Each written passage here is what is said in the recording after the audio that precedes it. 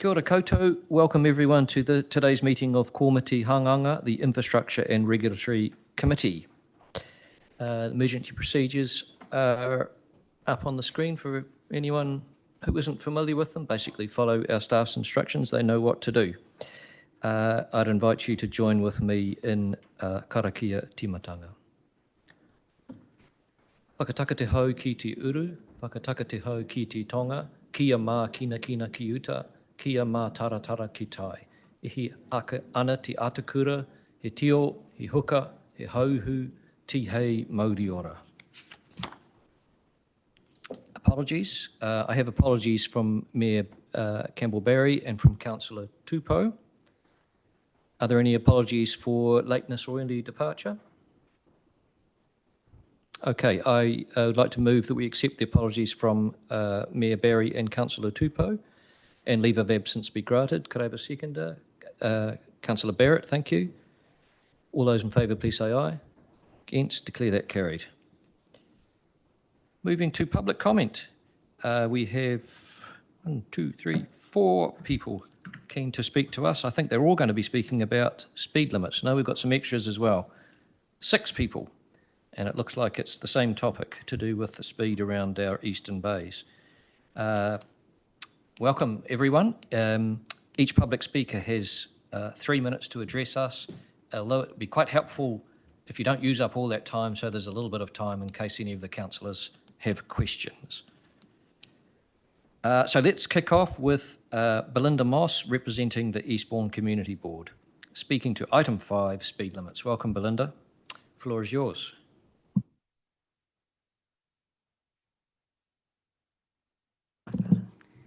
Thank you. Kia ora koutou.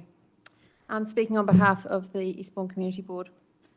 Today you are asked to discuss reversing speed reductions, including the 2023 change on Marine Drive from 70 kilometres to 50 kilometres an hour between Lowry Bay and Days Bay.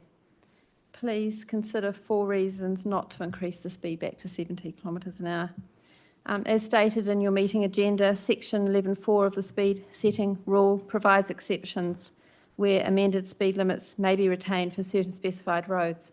Paragraph 1 states that an amended speed limit may be retained on a specified road if it would be inappropriate to revert to the previous speed limit due to a significant change in the land use since December 2019. This is certainly true for Marine Drive, where the construction of the Te Pūahorenuku Resilience Project will add a 2 to 3 metre wide shared path for walkers, cyclists, wheelchairs, etc. to the existing road. We hope this exception clause is reason enough for you to retain the current speed limit. Secondly, the speed limit reduction is resulted from a speed and safety review, which was a consent condition of the Te Pūahorenuku project. Thirdly, safety. The new pathway will see, and is already seeing, significantly more pedestrian and cycle use, resulting in many more road crossings by those users. Their safety while crossing will be significantly compromised by higher vehicle speeds. The concrete barrier between the road and the path is designed to stop cars entering the path. It also makes it difficult for prams, bikes and wheelchairs to enter the path. This will be safer at 50 kilometres than 70 kilometres an hour. There are plans to add 2 new pedestrian crossings to Marine Drive in areas that used to be 70 kilometres. If the limit is increased, these crossings may be at risk. The pathway barrier is designed to protect walkers and cyclists from cars travelling at 50, not 70 kilometres an hour. If the speed limit is increased, we expect that this aspect would need to be redesigned with the associated additional costs.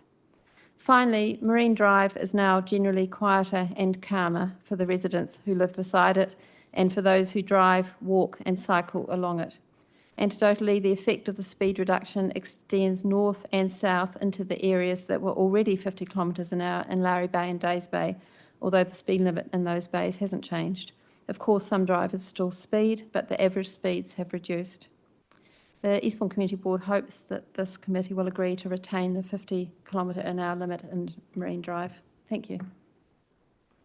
Fantastic submission in my view. Question, councillors, any questions for Belinda? Councillor Dyer. It's not about your submission, so I'm hoping you may still indulge us with an answer. Just regarding the Wellesley College component of the reduction as well that's been proposed there? Have you got any thoughts on that? Not really. I have been in touch with the principal as well as let him know this discussion was taking place. He's happy with the status quo as it is now. He did request more signage, but then he emailed and said that signage has magically appeared, so must have been us, the community board. I don't know.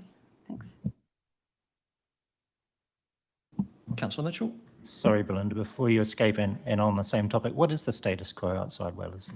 It's a variable speed limit, I understand.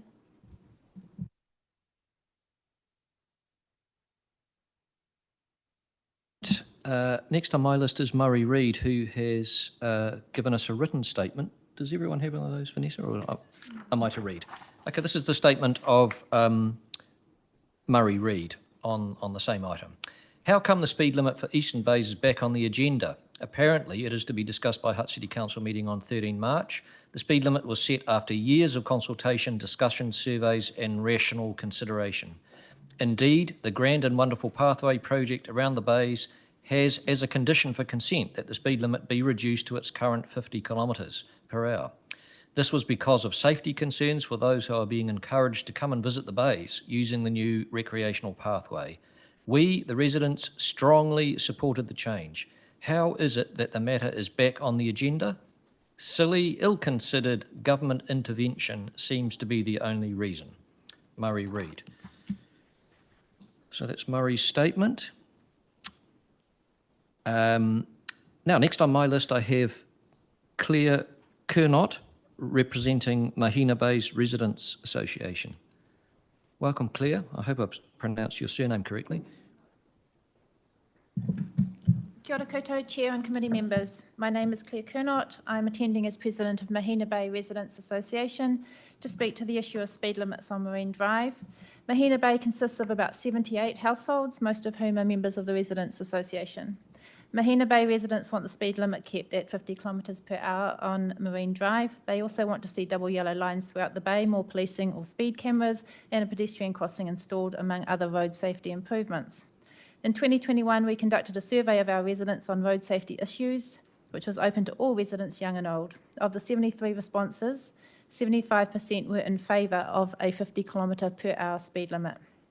At that time, residents, including myself, frequently witnessed dangerous driving and near misses along Marine Drive, including overtaking buses and other traffic, including on double yellow lines. Speeding, 100 kilometres an hour was not uncommon.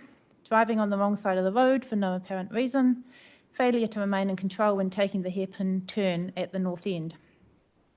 We also noted at that time that there was no pedestrian protection currently on either side of the road, and once the shared path is completed, there's still no protection on the eastern side, where many properties have driveways that exit onto Marine Drive with limited visibility.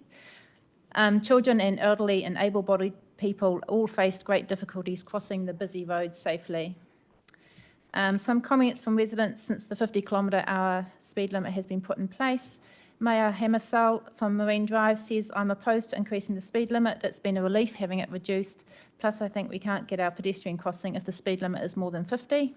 Jenny Williams at 1 Richmond Road said 50 km/h is a good move. People aren't driving at 50, but at least it's still slower than 70 plus.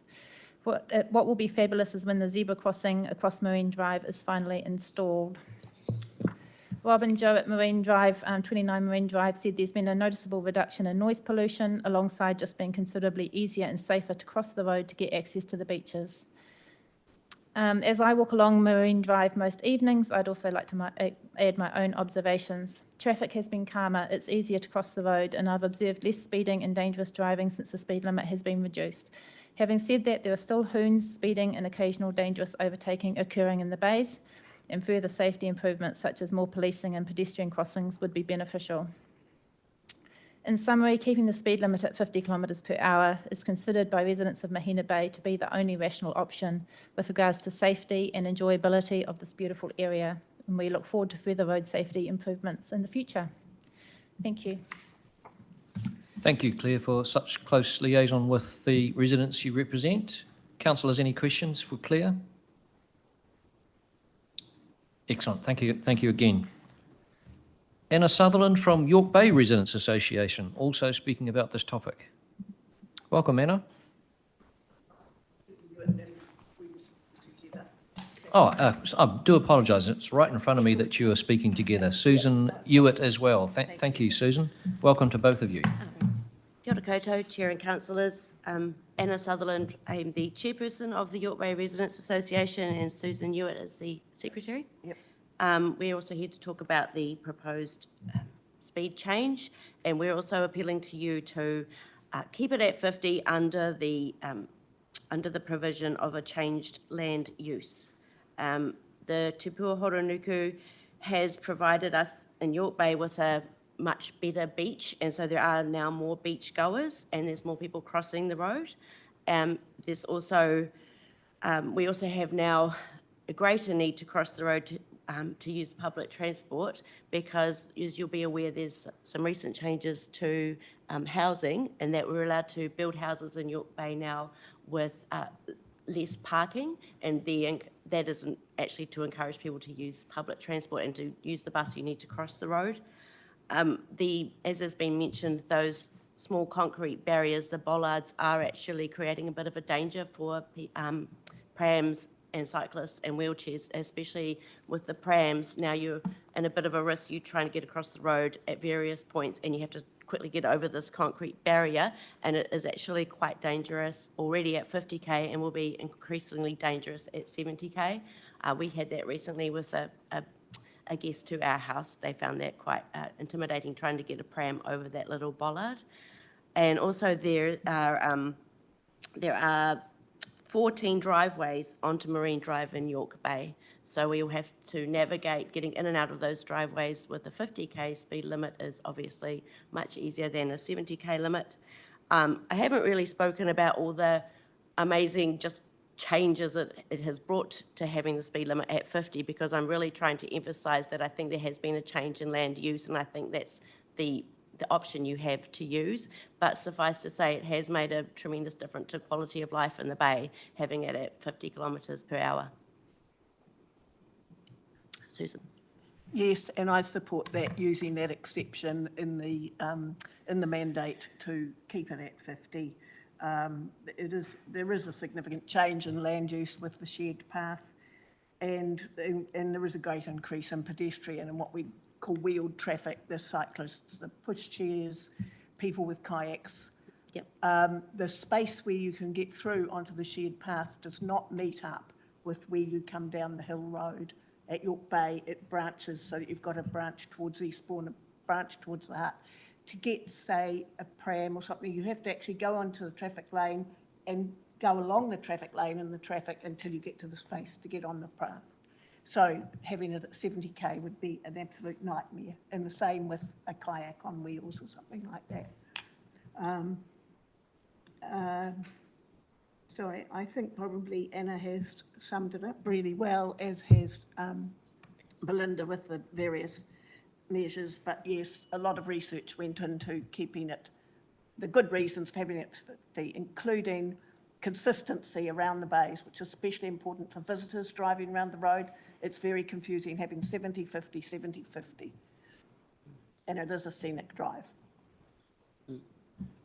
Thank you, Anna and Susan. I do admire the way the residents' associations around the Eastern Bays keep in touch with their residents. That's a model for the rest of the city, if you ask me. Are there any questions? Councillor Mitchell. Yeah, thank you for coming in. A couple of points. Firstly, we're hearing about a lot more than just speed limits today, so thank you all for coming in from around the bays, and hopefully our officers are listening and can work with you on some of these other issues you've raised, concrete curbs and things not quite lining up properly. The change of land use, I think, for us is a convenient thing we can lean on to try and keep the speed at 50. Regardless of that, though, if that wasn't a thing, you guys have, some of you lived out there, I'm sure, a long time. If we weren't building that shared path along the side, do you think anyway that 50 k's would be the ideal speed for that road? Absolutely. Yes, I've personally been campaigning for that for 23 years, although I'm aware of people who have been spending like between 30 and 40 years. We've strongly felt that 70 kilometres per hour is too fast through our bay, and it's seen as a bit of a licence to speed up even more, a bit of overtaking, and it's in general raising my children there. was always a real safety concern. I live on Marine Drive, and now we're just enjoying it so much more at 50k. Yeah, and there are a number of elderly residents who don't drive anymore, who use the buses, who need, they can't scoot across the road quickly. No. And so on. And we are encouraging for greater use of public transport, greater use of the shared path and so on. So, but even without the path, getting across was tricky, Yes. We had some actually quite near misses in our lifetime of people on the wrong side going really fast right next to you. And one of the residents did some calculations that changing the speed might have, someone might take them 12 to 20 seconds longer on a trip out of the bays. And we think our lives are worth spending 12 seconds more driving around there. Yeah, thank you. And I look back at kind of what work was done to bring the change in, and all of those calculations and things have all been done already. So I guess it's good that we don't have to do those again or make those same points again, but thank you for coming in today. Sorry, and we're very keen also to be able to have a pedestrian crossing at some point, which can only be done with 50k. Thank you. Thank you. Thank you both. Brilliant. Now, I've got two more speakers who share the same surname. I'm guessing they might be brothers. There's John and I think Ian. I don't know whether they're wanting to speak together or to come up one by.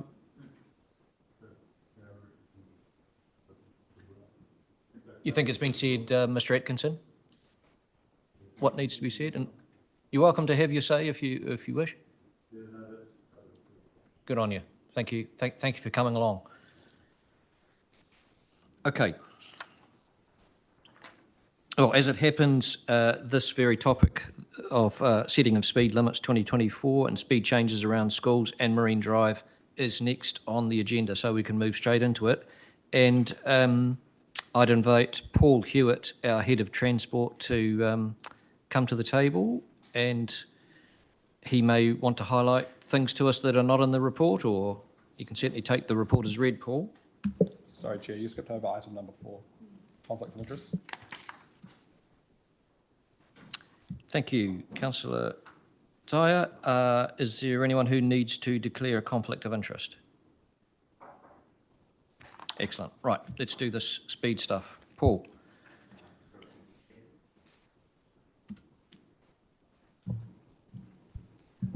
Just, I suppose, take the opportunity to provide a bit of clarification on the report. So we're seeking direction following the Speed Rule 2024 being issued by government recently. Consideration needs to be given in effectively 2 parts. There are specified roads that need to have speeds, should have speeds reversed under the rule, and they fall for Hutt City into 2 of the definitions that are given within the rule. The first is that a specified road is a local road or a local street for which a permanent speed limit of 30 kilometres an hour was set on or after the 1st of January 2020, and that the reason, or one of the reasons for setting that speed limit, was because there was a school in the area. So that effectively covers the school speeds program that was rolled out the end of the previous year and early last year. The second definition that is given is that a road is an urban connector. It has a permanent speed limit that was set on or after 1st of January 2020, and that the previous speed limit was higher than the amended speed limit, and that's where Marine Drive falls into the definitions under the rule. The rule does provide some exceptions that are available.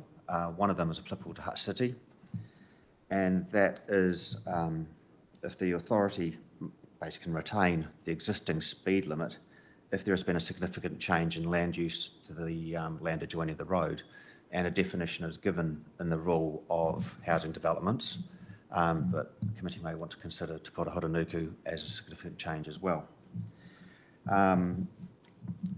If the committee decides that there is a significant change to the land use, the consideration, based on the second part of the rule is, or the exception, is whether the committee thinks that there is, or considers it as appropriate to revert or retain the existing speed limit. So is it appropriate to increase the speed limit, or should the existing speed limit be changed? And that would be a decision for the committee. committee. Within that consideration, well, with consideration to the appropriateness, there was the previous reports, and it has been referred to as well. A lot of work was done previously for consultation, and there was the Eastern Bays speed review completed previously that highlighted the constrained environment that the Eastern Bays and Marine Drive present and the proximity of hazards to the road already. And that report identified that 50 kilometres an hour was an appropriate speed limit for Marine Drive. Happy to take any questions. Who's going to kick us off? Councillor Dyer. Yeah, I wonder whether we just consider them both separately at this stage and just focus on Marine Drive maybe initially and then move on to the school stuff because it two quite separate issues. There was some public comment that said it was a consent condition to reduce the speed to 50 kilometres an hour. My understanding was it was a consent condition to do the review, which we did, and the review said, just wondering if you could provide some clarity about what the consent condition said. Yes, the consent condition was to review the speed on Marine Drive, and that review obviously had been undertaken and resulted in the speed limit being reduced. The speed rule for 2024 requires that speed limit changes that refer to the 2022 rule for reducing the speed are reverted back, and when the speed limit was reduced on Marine Drive, it was done under the requirements as well of the 2022 rule, hence falling into the requirements now. Did that review consider what was a landscape of Marine Drive at the time the review was done, or forward-looking for Te Nuku being completed? It did consider the Te Nuku coming in, as well as the existing environment that is Marine Drive, being a very constrained, tight environment with the hazards in very close proximity to the road. Councillor Mitchell. Thank you, Paul. You mentioned, and it's in paragraph 20 here, that we can, because of the land use change, make a case for keeping the speed at 50. I just wanted to double check. In paragraph 7, it says under the new rule, the criteria for speed reduction applications submitted to the Director of Land Transport have been updated to require the inclusion of published consultation and cost-benefit analysis, alignment with speed limit classifications, and consideration of the ministerial speed objective. Do we have to do all of those things as well? Or do we simply make a case that because of the land use change, we think it's appropriate to keep it as it is? The requirement for the benefit cost analysis and so forth is for any future speed limit changes. As it is now, the legal advice is that if the council believe there is a significant change of land use and it is inappropriate to increase the speed limit, and that is documented through the decisions made by council, that can be referred to if NZTA did challenge the decision. So at this point, it can be a council decision as the road controlling authority.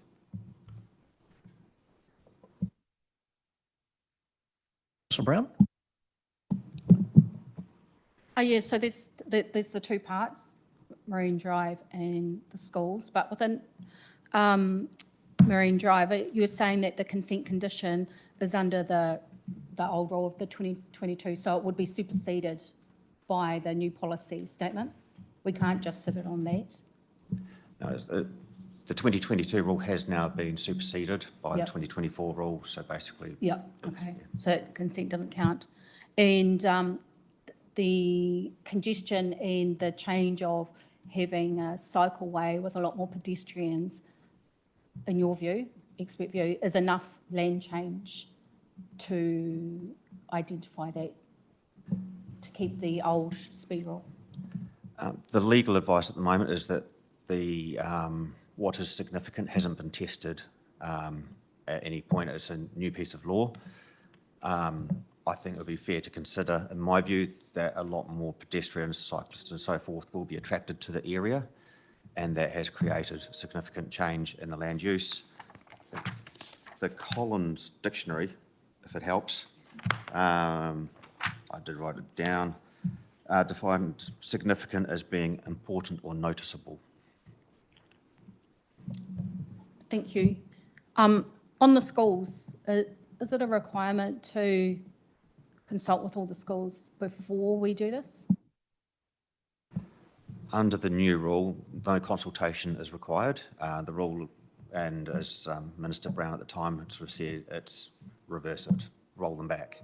Our intention, although we can't consult and ask schools what they think, we will be informing schools of changes ahead of anything happening. So Paul, did you want to, so I think I'm just looking around the room, I think we might be all agreed on Marine Drive, and I've got an appropriate recommendation. So let's move on to the other aspect of these speed changes, the speed limits around schools. Did you want to have make preliminary comment on that, Paul, or will you just take questions? I've got nothing further to add than what's in the report. I'm happy to take questions. Questions on speed limits around schools, starting with Deputy Mayor Lewis, then Councillor Mitchell, then Councillor Brown. Thank you. The fact that we have got lower speeds now was acceptable by all the schools. That was something they actually were in favour of. From the consultation that was done at the time, yes, schools were in favour of the changed speed limits. Councillor Mitchell. Yeah, maybe to save us all some trouble, could you please just clarify the purpose of including the maps that are included in this paper? Are you seeking sign-off of those today? No, we're not. Those are an initial review of where signs are likely to go around schools. It's very much a draft in progress. Our intention will be to circulate a final version of those maps once we've had a second tranche and walk around the schools and sense check them. But it provided a bit of basically visual representation of the changes that will be happening around the Hutt. Councillor Brown. A couple of questions. Is there any precedence, I don't think there is around the country, of where schools want to keep it? Is it being tested at the moment with any other councils? And if we're hearing from our schools, which I have, from a couple of schools, it's really important to them to keep that lower speed limit for the safety of their tamariki. What is if we support the schools, where do we stand? Will it be tested? Oh, shivers. Obviously, this is a new rule that's come in countrywide, so most councils are in a similar situation to Hutt City in terms of progress through decision making. So there's been no affirmative tests undertaken as to if a council pushed back, what would be the implications. The rule itself does give some guides as to what NZTA might do in terms of councils that don't toe the line, whether it be right into them appointing interim directors to make it happen or anything like that. There is a raft of options available to NZTA. Anecdotally, and you can see in the press, some schools have pushed back and said, we don't want the changes. Those are more so seem to be on schools that adjoin the state highway network where the speeds would be going even higher than 50 kilometres an hour. But a lot of other councils, and I think Auckland recently as well, are reversing speed limits, obviously, and the reversing of the speed limits does allow for the variable speeds at school gates. Councillor Mitchell. Thank you. I searched and found NZTA guidelines for this whole process, and the guidelines describe something a bit different from what you've described that we will do from here. So I'd just like to point out that the guidelines say that road controlling authorities will need to work with each school in their region to meet these deadlines. Road controlling authorities and schools should work together to plan changes and provide detailed information to their communities about the changes when made. The way I thought you described it was that we would plan the changes and then we would tell the school what the changes are.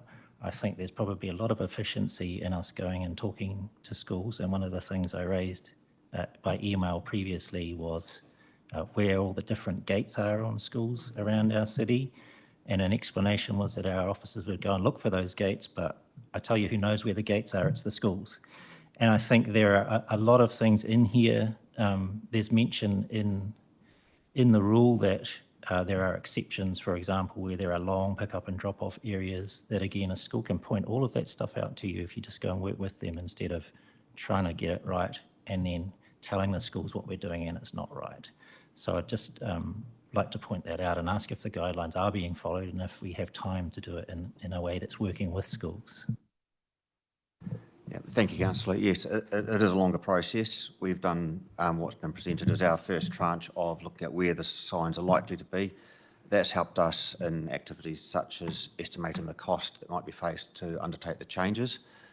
We are then having officers going out and sense checking around the schools the appropriateness of where signs might be, when they might be located in terms of visibility from junctions and so forth.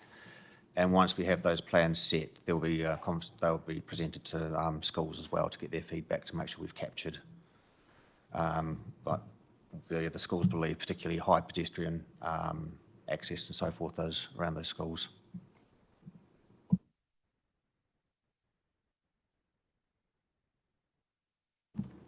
Councillor Dyer? I've got a question about the maps, but I've got a bit more clarity after Councillor Mitchell's question, so maybe I won't get too hung up on it. But it looks like we've interpreted the rule that we can only take the main gate, and many of these schools have alternate gates that actually have more kids going through it than the main gate. But that's not what the plans currently say. Is there our intention that we'll flesh that out now going forward? Yes, that is our intention, that we will capture all the gates around the schools, not just the main gate. Cool. And reading the guidelines as well, me and Councillor Mitchell are a bit nerdy. It seems like we do have a little bit of flexibility in terms of road junctions and multiple schools next to each other, multiple schools with multiple gates that you're not going 30 and then a 50-metre stretch of back to 50 and back to 30. That obviously some of these will need to roll back, but the extent that the maps currently show seems to be the furthest extreme. And I think everyone here will agree how important the safety is around the schools, that we should be right on the cusp of what's acceptable with still fulfilling the government's mandate, but actually considering the safety of our communities. That's where I want us to land, right on that line of, oh, you're pushing it a bit, but hey, the kids are a lot safer for it. That's where I'm kind of landing. In terms of placement for signs and stuff, we've obviously already spent $500,000 rolling out the previous signs. Are we going to consider where current poles and concrete and existing new signs have already been put up when we come to the new one? I saw one was proposing to move it about 3 metres, a whole new pole, a whole new concrete block. Like for me, 3 metres makes no difference, but saves a lot of money. Are we considering the current places? Yes, we are. So we've got this exercise that's been done that's going to be checked on sites, basically to sense check, and for exactly that reason, we don't want more sign clutter out on the network. We want to minimise that. We want to be reusing existing signs that have already gone up or that we still have from the last exercise that was completed to minimise the costs to council. I guess I have to ask this question of my own conscience, but have we taken on board all the learnings from the previous rollout? Yes. Any further questions? John is going to give us some information. Thank you, Chair. So just noting, obviously, the safety of our children and families is the priority here. We are going to have to balance the amount of work required to roll these back and do the work by 1st of July, I think it is, with the rest of the work program. There's a significant amount of work involved in this unfunded mandate. So just raising that it will have potentially flow-on impacts to other projects because it's the same resource pool that is having to do other things as well. Thank you for that. Okay, so to get us started, and I'm aware that Councillor Mitchell may well have an additional recommendation in the inbox to Vanessa. Well, I think we can move, and I will move, that the committee receives and notes the information, notes that the reversal of reduced speed limits and the installation of variable speed limits is required by the Land Transport Rule Setting of Speed Limits 2024. Recommendation 3 would be approves changes required to comply with the Land Transport Rule Setting Speed Limits 2024, with the exception of the length of Marine Drive between Lowry Bay to Days Bay, where significant land use change would make it inappropriate to reverse the speed from 70 to 50 kilometres an hour for the safety of cyclists, pedestrians, motorists and residents.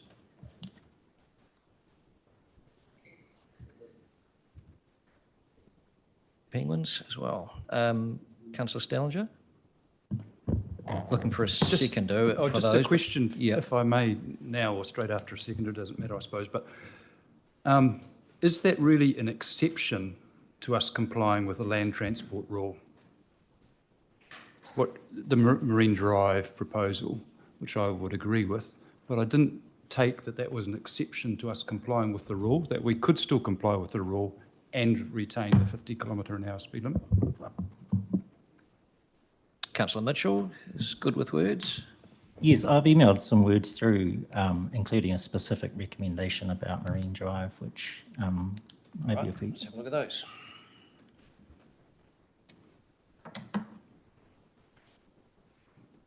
Can I have a question as well?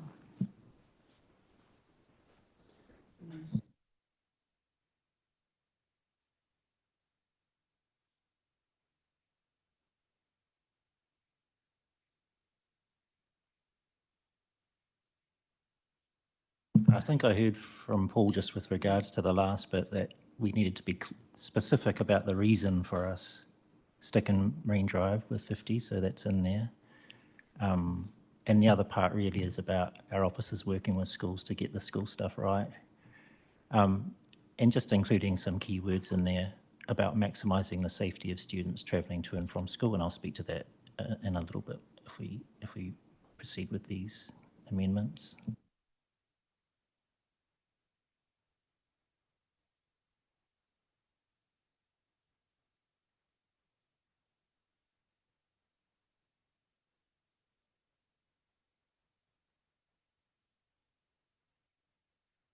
Sorry. So the recommendations that I made did not get a seconder, happily. So they'll just fall away because Councillor Mitchell has got some good words here, I think. Paul, does that recommendation 4 look strong enough? I mean, there's a whole lots of reasons why we don't want that speed in Marine Drive to go back to we want it to stay at 50. To just cite the consent conditions for Tupora Horonuku, is that going to be enough? Or do you want, I mean, Belinda had a very good list of reasons why it would be inappropriate. Councillor Mitchell? The rule specifically states that we can keep it as it is due to a change of land use. So that's the primary reason for us to state why we're doing it. Very happy for anything else to be included for context, including the past consultation we've done. As I said, all of this work's been done, well, a lot of it has been done for us.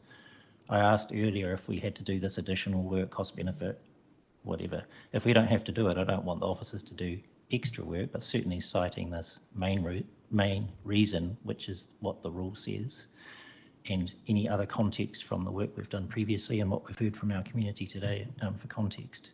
Excellent. And Absolutely. I saw John nod his head, and he is someone I will listen to. So we have the recommendations moved by Councillor Mitchell. We're looking for a seconder. Councillor Dyer has seconded. Happy to second it with a minor tweak to number 4, just after my questioning regarding the last bit of it, lowered in accordance with the consent conditions. It was lowered in accordance with the Eastbourne speed review, which was a consent condition. And that speed review outlines all the reasons that were mentioned in public comment. So I think pointing to that, which was done, agreed, kind of covers all the bases for everything that was mentioned in public comment, our concerns, and it's a document that we can provide if they require additional information.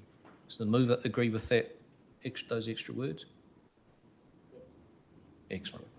So since the speed was lowered in accordance with just the in here, Eastbourne speed review, Yep. is that its technical name? Eastbourne speed review, which was a consent condition for Te Whāranui. Right, that's been moved and seconded. Anyone wish to make comment? Councillor Brown. I think recommendation 4 is pretty easy. It's pretty straightforward. There's a lot of work being done in the interim. I think if anything fits within the exception, that does, because we've got the consent and the consultation. However, around the schools,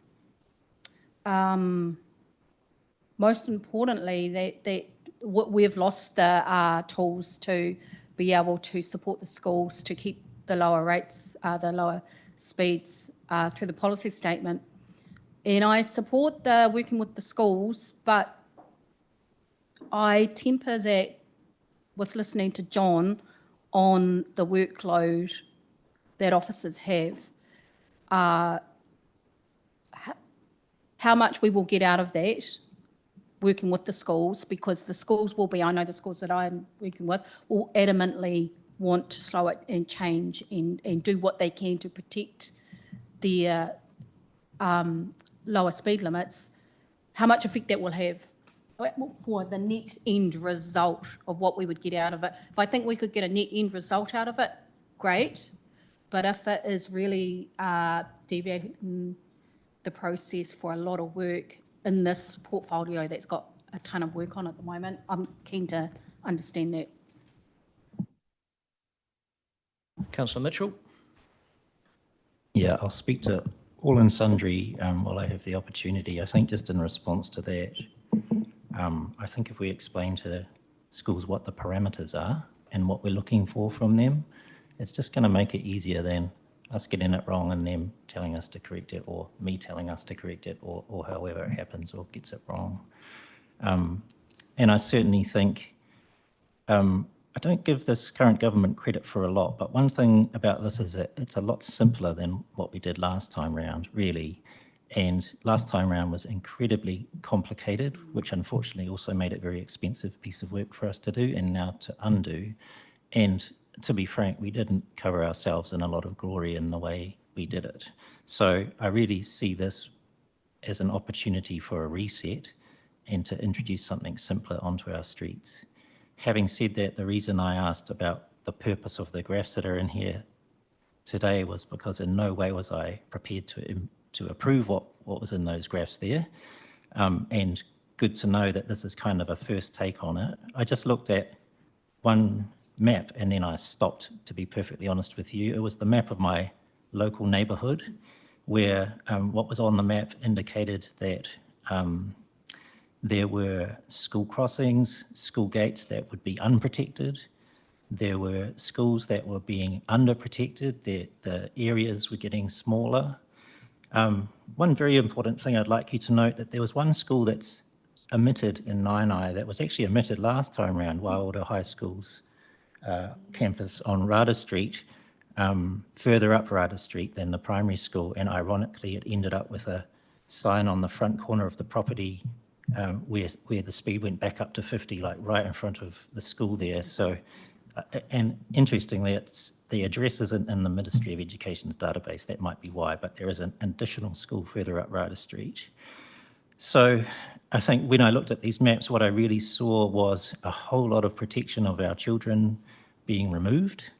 And that's why I put into that recommendation there, I think a guiding principle for us in this work, and I understand sign placements and all of those things, is to maximise the safety of our children. And sometimes that might cost a little bit more. Certainly on these maps, there were instances where areas were being shortened for no reason that I could see, because as Councillor Dyer pointed out, we put a whole lot of sign poles in last time around, so there shouldn't be any need to make areas smaller, I don't think, except to comply with the rules. So, yeah. I think that's probably enough on schools. One other thing that hasn't been mentioned in the paper today, and I've mentioned this before and I'll reiterate it again, is that I hope the work that is done around school pickup and drop-off times is aiming for consistency as well across our city, or if not possible across our city, certainly for as much local consistency as possible. I think it's a little bit impractical to expect of drivers to check the time on every sign they go past and the clock on their car to make sure they're in the right times and places. So I hope that consistency can be achieved as much as possible there too. Yeah, and on the Eastern Bays, absolutely support our residents and their desire to keep that at 50. I think one of the things I read when I was looking back at the old information, and we heard similar about Wainui Hill, that the way that road is engineered is as a 50k road, never as a 70k road, same with the Wainui Hill. So I think there's a lot of good reasons to keep it at 50 and to have changed it at 50 in the past, and very supportive to keep it that way. Thank you. Councillor Barrett. Thank you, and I was actually going to raise that same issue that Councillor Mitchell did regarding Waiora School up the top of Rata Street. That is a main thoroughfare up there, a lot of traffic and a lot of children that come in and out of there all times of the day. So it really needed to be included. Thank you. Any further comment, Councillor Dyer? Then, I missed Councillor Stellinger right at the beginning. Apologies, Tony. Tony, you go first, and then Councillor Dyer. Oh, geez, I'm blending into the background, perhaps. Just to speak really briefly, because there's obvious consensus around the recommendations, really in support, particularly of the Marine Drive proposal recommendation. I have lived on Marine Drive and, you know, like many, driven around there a lot, also biked around there a lot, but particularly when driving, it's always felt very unusual that it's a 70km/h speed limit as you're really zooming past people's front doors almost. And so, I really think we need to be staunch in that if there is any pushback from the authorities that maybe we've stretched that exception a bit too much, which I don't think we have.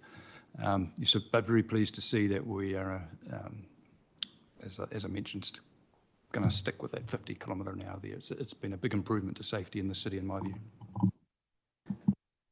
Councillor Dyer. Kia ora, thank you, Chair. Firstly, I'm annoyed that we're here yet again, having to consider yet another unfunded mandate from the government. But what annoys me most is that after a very long period of careful consideration, collaboratively with our community to improve the safety around our schools last year, we're now having to roll back all of that amazing work that our team and our community did. I drive 20 minutes every day from Taita all the way down to Seaview to drop my daughter off at school. And I can tell you the reduced speeds, I go past 6 schools on my school drop-off, and my travel time has not changed at all with these speed reductions. What has an impact on travel times is getting more kids out of cars and getting them to use the footpaths around the schools, and you do that by making it safer for them to get around. I do agree with Councillor Mitchell on lots, particularly the simplification of the signs and doing away with the permanent 30s. I think from a logistic point of view of putting up the signs will make it a much simpler process for us to get right, but also simpler for the public to be able to work out what the speed is when they're driving through our city. Because if people don't know what the speeds are, then they just speed, and it doesn't have any of the effect that we want. As I said in my question that kind of became a comment, I'm keen for us to land right on the limit of what we're allowed to do within the rule while keeping our kids as safe as possible. So I'd like to thank the officers so far for the work that they've done at pace and given the very short time frame. Thanks again, government. But I think if we email every school and explain why we are making these changes and detail the parameters of how far we can push the envelope within the multiple gates, nearby intersections or features, and kind of put it on the schools, hey, we've got a short time frame, here's the parameters, let us know what you think. Then when it comes back to us to make those decisions, I'll feel much more comfortable if all the schools have actually told us where all their gates are and what they actually want to see. Yeah, that's all I've got to say. Thank you. Well said. Any further comment? I'll put Deputy Mayor Lewis. Thank you. I just want to thank the residents of Eastbourne for coming in today at the Bays, for putting a very good submissions in, and for the team here for listening to it. It's common sense. So it's wonderful that we got this through. Thank you. Okay, I'll put those recommendations. All those in favour, please say aye. Against? Declare that carried. Thank you. And thank you to our residents who have come in. Okay, we're now going to talk about water filling stations and footpath improvements in 3 places in our city. Look at them all leave. Yeah. Paul, you're remaining in the hot seat to talk about this item. Thank you, Chair. This paper brought forward seeks approval from the committee for the installation of the 3 bulk water filling stations for Wellington Water, including the relocation of footpaths on Marine Parade and Botanian Waiu Street in Wainuiomata, and the construction of a vehicle access lay-by on Marine Parade. These filling stations are being installed to enable Wellington Water to meet the requirements of the new drinking water quality assurance rules, and they'll be used by Wellington Water customers that have previously tapped into approved fire hydrants around the network.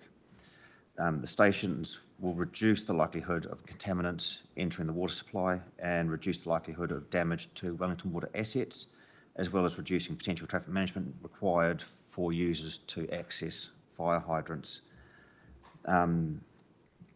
Just noting as well, the sites in Botanian Wainuiomata are designed for single trucks, whilst the Wingate location is designed for truck and trailer units to be able to access, and the costs of these works are borne by Wellington Water. Happy to take any questions. Can I just say that these are being done for Hutt City Council by Wellington Water, and we are funding these through the water budget. Thank you. Thank you both. Councillor Dyer's going to kick off questions. Thank you. My first question is, it kind of came up a bit at the traffic subcommittee when we considered the yellow lines. It's just around how, this has been brought in obviously for a reason of filling up at the hydrants. How do we stop tankers from using the hydrants as they currently do for free and say, hey, go use our shiny new filling facilities that you'll have to pay to use? Is there anything within the rules that allows us to bring in a bylaw or enforce that? Yes, we can. We're going to be looking at that bylaw and making some changes, but anyone who is going to use those hydrants will be onto fairly quickly if they're reported. I mean, if they're doing it in the middle of the night, it's going to might be a little bit difficult, but certainly we'll be policing, or Wellington Water will be policing it. So just to clarify, they're not allowed to use the hydrants anymore? They can use the hydrants at the moment. There's specified hydrants, and they have to make application through Wellington Water to use them every time that they do so. Cool. Thanks, Bruce. Any further questions, councillors? Okay. Well, the detailed recommendations 1 through 7 are on your page 134. I don't intend reading them out, but I'll move them and I'll look for a seconder.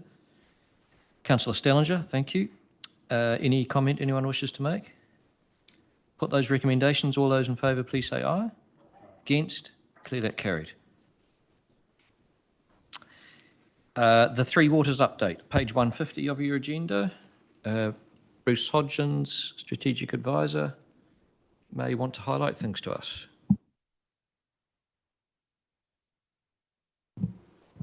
Thank you, Mr. Chairman. Yes, I have got 4 updates to this report. So the first one is in relation to paragraph 3.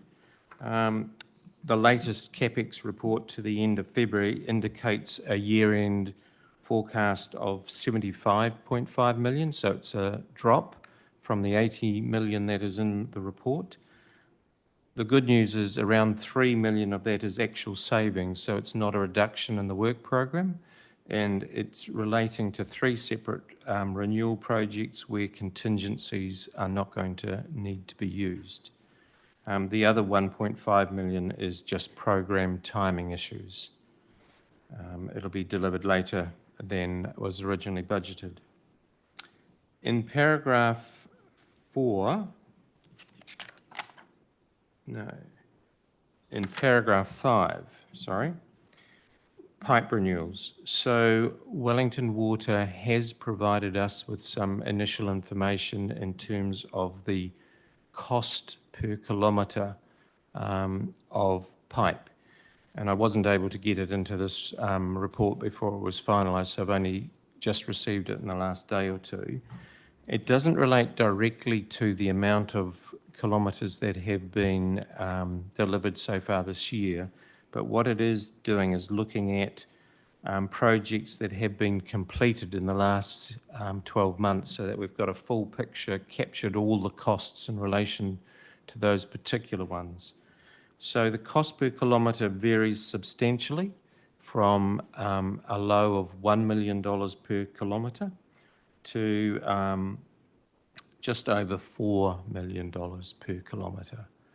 And the costs include not just the contractor costs, so those costs include Wellington Water's overhead costs, they include the design and consultants' costs that are input into that, and so it's the all-up cost, everything involved, the procurement side of things as well. And the differences are driven by many factors, including location, depth, number of connections, ground conditions, pipe size, construction methodology. So there's a number of things there. But as you know, with the review that has recently occurred with Wellington Water, we have asked Wellington Water to delve a bit deeper into that information. So we will, over the next few weeks, be getting further information. Now, when we heard from the Chief Executive the other day that they don't have the resource to go back in time and do a full in-depth analysis of everything. And so this is really just looking at what we've got currently happening and looking back over the last 12 months to get a bit of an idea of what we're talking about here. Paragraph 6, the latest number of leaks in the system is around, back down to near the 110 mark. So it went up a little bit, it's come back down as was predicted, and the resourcing that we have in our budget is sufficient to maintain those. And when we moved to paragraphs 9 and 10, there's a slight change there. It's come down as a percentage of use compared to all the other councils, a slight reduction, around $135,000 that we might end up having to pay at the end. But on the other side of the ledger, we just had the second tranche of the bills that we send out for all the commercial users, and we do these 3 times a year, and it looks like we'll have a revenue increase of around $500,000 from the commercial use of water. So that's the update. Questions on this paper? Councillor Mitchell. Yeah, thanks, Bruce. Just coming back to paragraph 5, which is the pipe renewals. And we had a full-year target of 4.6 kilometres, now going for 9.4, and we approved that in December. Can you just remind me how that is being funded? Are we just bringing forward funding from a future year? That is correct. So we had other projects that were delayed, so they've been pushed back, and we've just had those other projects which were ready to go, which have been brought forward.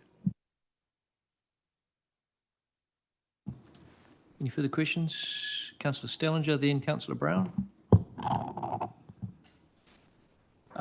Thanks, Bruce. Great to have some positive news in the water space on a few budgets. It's been a while since we've had that, so thanks for being the bearer of that. Good stuff. And thanks also for the information on the cost per kilometre recently with the pipe renewals. Makes perfect sense that, every kilometre is going to cost a different amount because, of course, it's a different pipe in a different situation.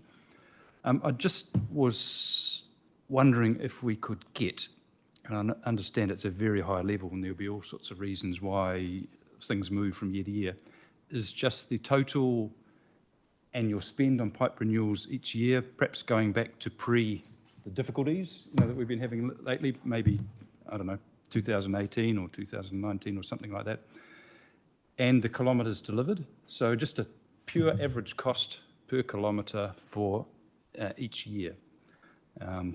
If there's any standout reasons which popped to mind, like we had a very difficult pipe to be renewed in a year, and a footnote might be helpful. Is that something that could be done without too much effort? Depending how far we go back.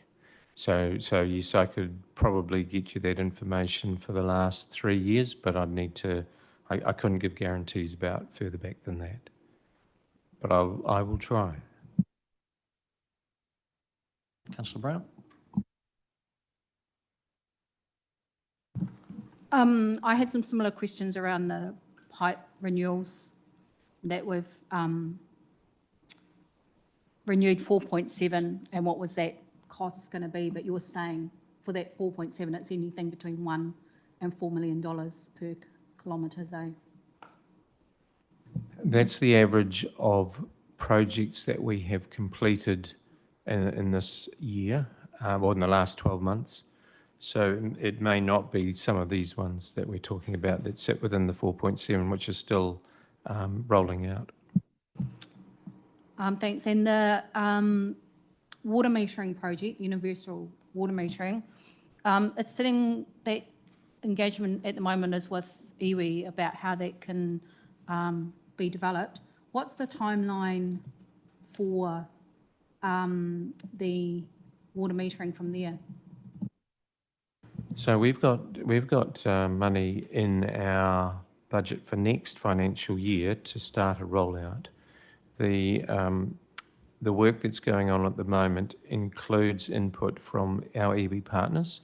So we have a project group that meets monthly, and the two main iwi partners have people that come to those meetings, and what we're doing at the moment is looking at the business case. So that work is happening at the moment. The business case should be finalised in the next month or 6 weeks, and we'll be reporting back, because one of the outputs from that business case will be a greater understanding of the costs. So we have a certain amount in the budget at the moment. I think it's about 72 million over a number of years.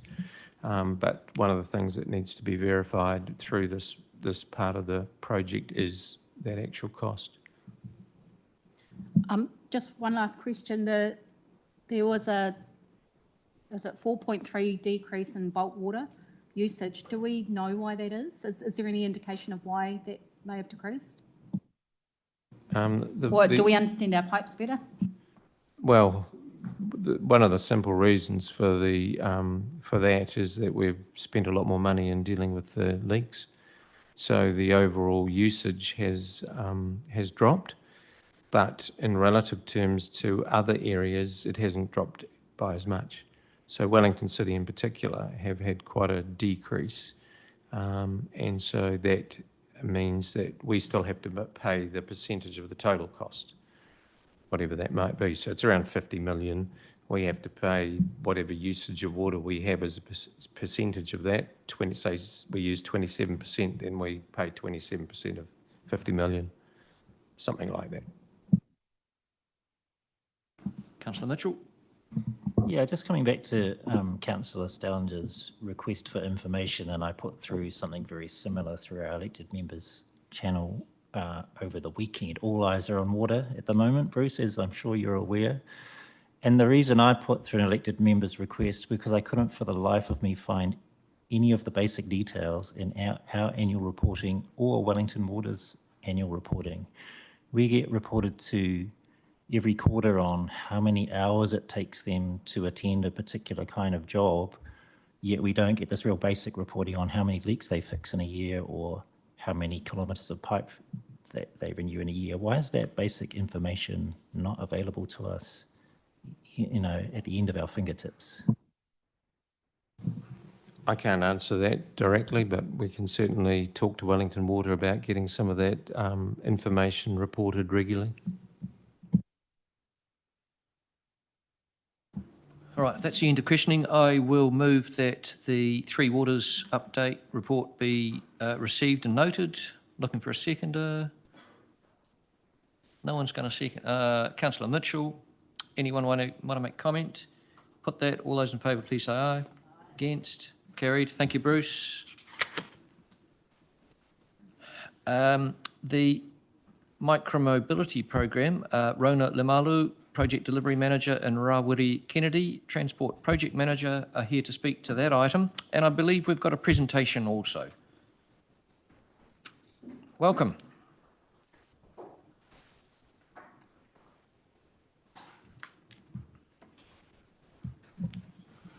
Kia ora tātou. Thank you, Chair. Yeah, just before we start the report, a bit of a recap or update on the report before we start.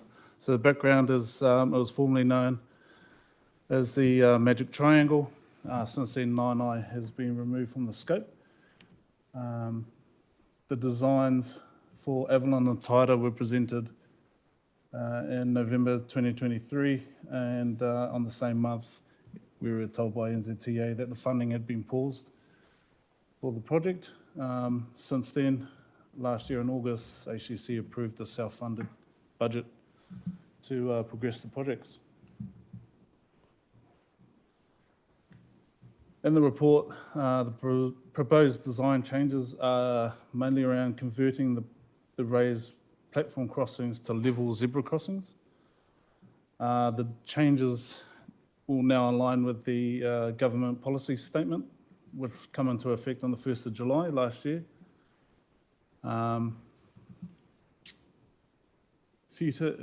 In the GPS, future maintenance of the raised pedestrian crossings would receive no NZTA funding, subsidies, but it still aligns with the Council's climate change goals and which supports wellbeing. This brief high-level view of Avalon design only. So it's raised crossings versus level zebra crossings. Raised crossing difference between per crossing is $71,000 between raised crossing and a level zebra crossing. The time difference in the Avalon package, works package, is 50 days from 100 days. The traffic management difference from a raised crossing to a level crossing would be the difference of $122,000. That's just TTM. And the Avalon project overall, the difference is $726,000. And just an example of the maintenance costs so far in the year 2024-2025, at 3353 High Street, there's been a small repair to a raised crossing already installed with the beltway construction. It's 3 years old. The repair cost is $2,300,000. And TTM costs for that, it's very specific for that. It's almost a four-way stop-go. For that particular site, it's estimated it was about $4,688 just to do that small repair there. Thanks. Thank you, Rawiri. Councillors, questions for Rona or Rawiri? Councillor Dyer, kick us off. Yeah, I'll start on the Taira connection. The whole purpose of this Taira connection was to connect the Beltway to the river link. And the report says we're removing the raised dual crossing from the design, but after getting the maps, the more detailed maps yesterday, we're actually removing the entire connection from Taira Drive to the riverbank. There's no physical way to get between those 2 points, and that was the whole point of this project when we started years ago, was connecting the two cycleways. So just wondering what was the reason. I'm assuming it's money, but why have we cut out that last sort of 100 metres before you get to the riverbank? Thank you.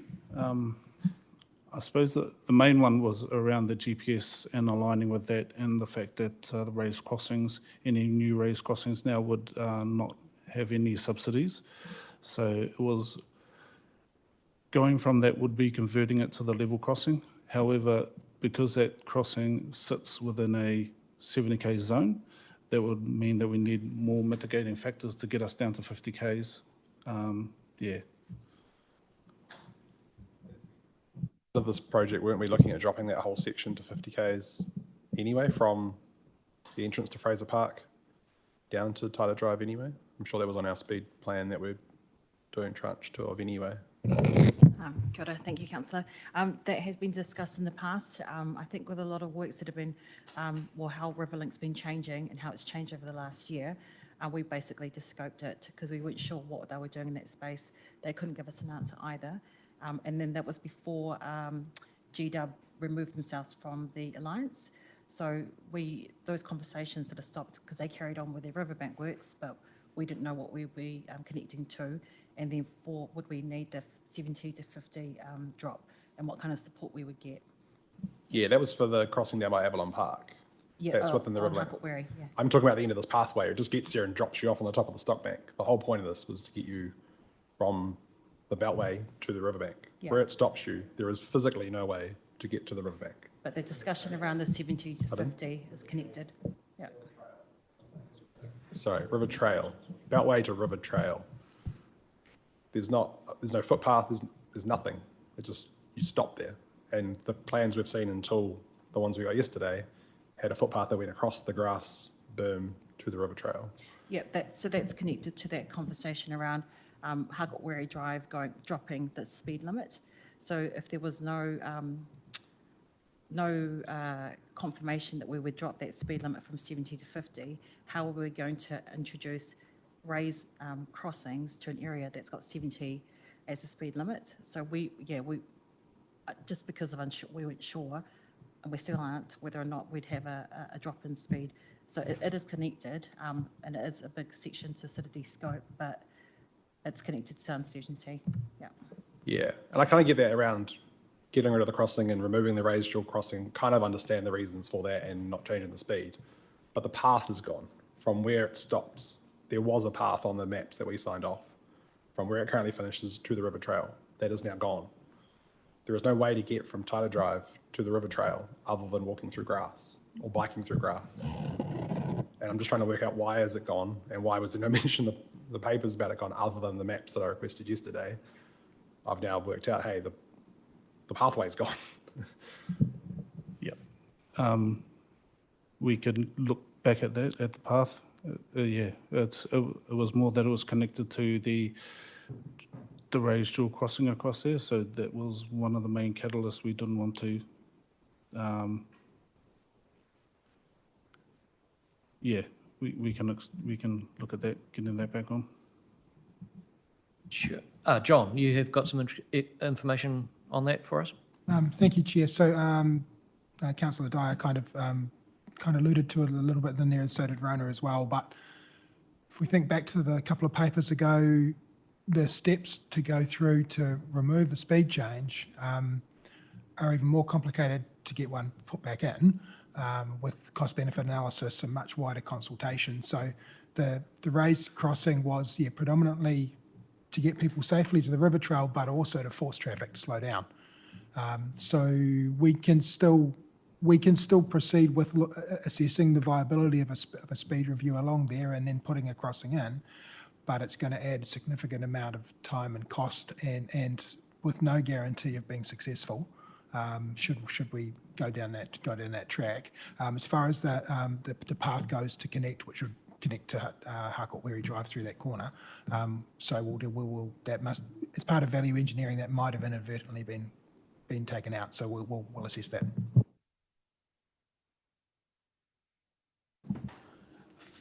Councillor Mitchell? Yeah, if I could just note on the same issue, and I think the crossing and speed limit are independent of the connection to the river trail, which is the whole reason we're doing this. There is on page 256 in the map a corner there that says, because I was going to ask this separately, indicative shared path alignment on hold for stage C TBC with council. And I was going to ask you what stage C is, because as has been noted, this has been planned and it's, according to that map, at least on hold, waiting for us to decide something. And if there's a decision we can make today to progress with that, I would certainly support that. So TIDA, thank you, Councillor. TIDA has been split into two distinct delivery packages. So I suppose the initial plan was tied out as one package, but now we've split it into two just for procurement reasons.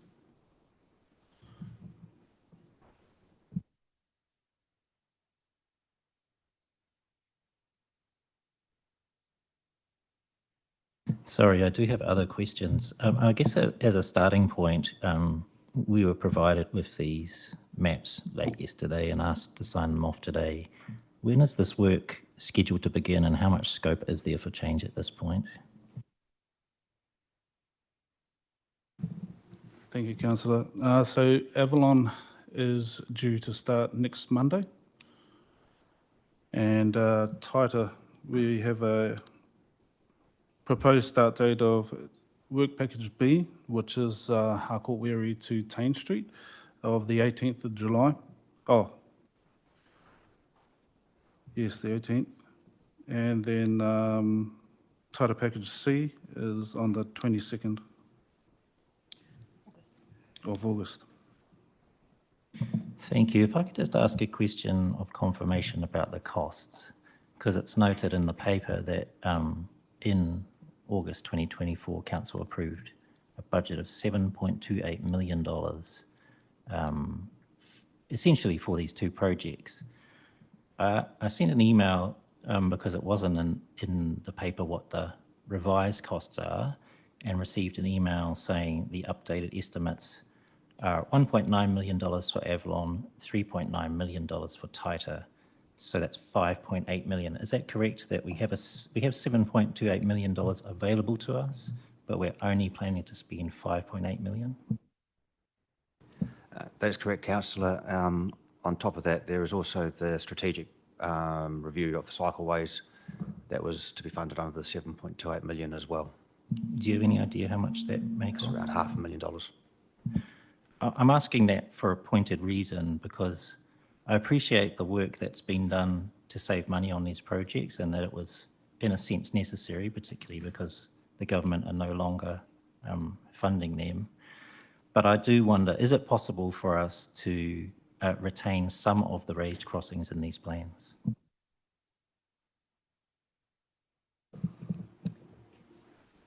Yes. Thank you. And just a couple of things, and I know Councillor Dyer had a good look at Taita because he lives up that way. For the same reason I had a good look at the Avalon one, my kids both go to schools on Walters Street, different schools on Walters Street, so I know the area better. And so I had didn't have time to look over all the designs, but a quick look at those ones. There are a couple of points on Walters Street, and in our papers, they're on page 206 and page 218, where car parks are, in a sense, being retained or they're being built into the design, where those car parks essentially block a lane of Walters Street. There's kind of 6 or 8 of them in a row, and no room for a car to get past those, which essentially renders Walters Street a one-way street for those distances anyway. Is it best practice to put car parks into a narrow lane like that and have people parking on a street when we're trying to improve the safety?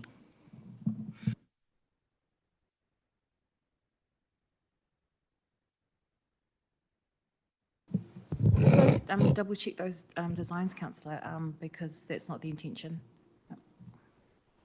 Okay, yeah. As I said, one's on page 206 at the top of the street, and you can see that there will be no way for a car to stay in its lane going past those car parks there. So I don't know if double checking means removing those if necessary or quite what it means, but the rest of the street is yellow lined on there, and I can understand why we might want to retain some car parking, but only if it works.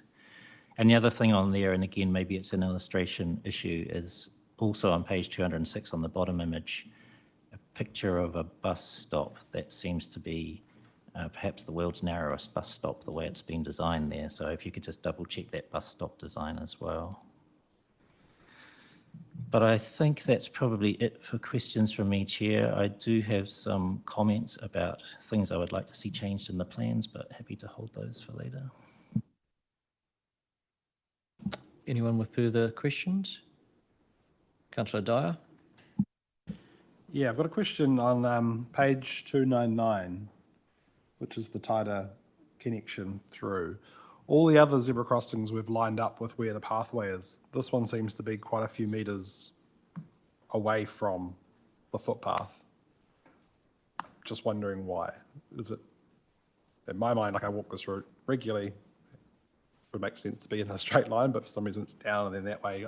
My gut feeling is people are just going to get here. It's a very quiet street. People are just going to get there and not walk up to the crossing. They're just going to cross the road. Just intrigued why. Just through the chair, is it possible to bring up the maps or the pages that are being referred to? Thank you. There's 299.